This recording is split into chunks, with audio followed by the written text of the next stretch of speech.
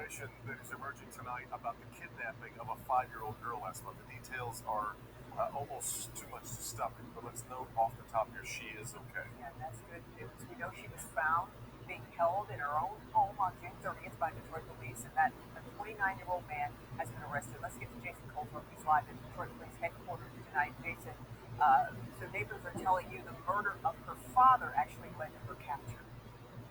That's exactly right, Kim, and it's almost amazing what this 5-year-old girl has gone through in her short life.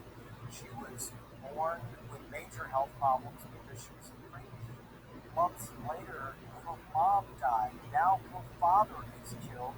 Now the Wayne County prosecutor very tight-lipped about who pulled the trigger and what led up to that murder, but the Detroit Police Department confirms to us a body was found inside their home, which means it appears that this girl was held against her will in her own home as her father's body laid at the front door, possibly for days. I love them.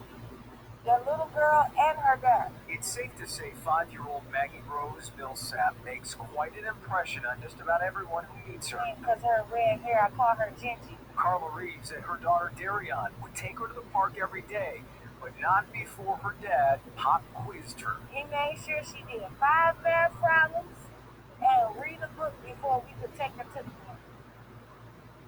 I love them so much. But her world was shattered about 3 weeks ago. Neighbors say Maggie's father, Colby Milsap, was murdered in his doorway on Schaefer by the man who lived next door.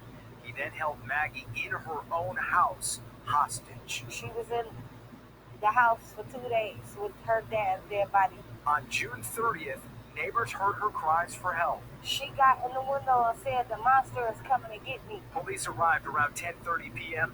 and arrested D'Angelo Clemens. She said thanks for calling the police. And rescued Maggie, who had this exchange with the officer who carried her out. You know, I want to be when I grow up. What do you want to be? I want to be a policeman. Oh, really? That's so awesome. They're so much fun. Yeah. While neighbors are celebrating Maggie being okay, they are still in mourning. He needs to know that he hurt this little girl for the rest of her life. Not only did he hurt her, he hurt us and whoever else loved that little girl. Now she doesn't have anybody. Well, by the way, Maggie is now with her grandmother in Texas, at least for the time being. Now, the neighbors are in mourning also because there was another man murdered when all of this went down. A man that's known to the neighbors as Ghost was shot and killed in all of this. We don't know how it's connected yet, but neighbors say he was in his mid-30s, a military veteran who was about to ship off for another assignment in the coming days. A lot more about it. It's an upstairs window where 5-year-old Maggie Milsap stood, calling for help, saying a monster was coming. There was a monster inside, holding her captive for days. She is full of joy. She's pure. Maggie's babysitter and neighbor Raynell Jones frantic on June 30th, calling 911 after hearing this. Help me, please, help me, please. And when the guy walks back up, she says, "The monster's back." And she closed the curtain. The 5-year-old and her dad, Colby Milsap, lived in the unit to the right of this duplex off Schaefer. When Maggie was rescued by police, it was in the unit to the left, where D'Angelo Clemens lived. He was allegedly holding her captive there for days. Clemens now charged with kidnapping. Listen to what Maggie said to the officers who rescued her. Then discovered a man murdered in the unit where Maggie lived with her dad. Neighbors say it was her dad, Colby, found dead. Maggie became an essential part of my family.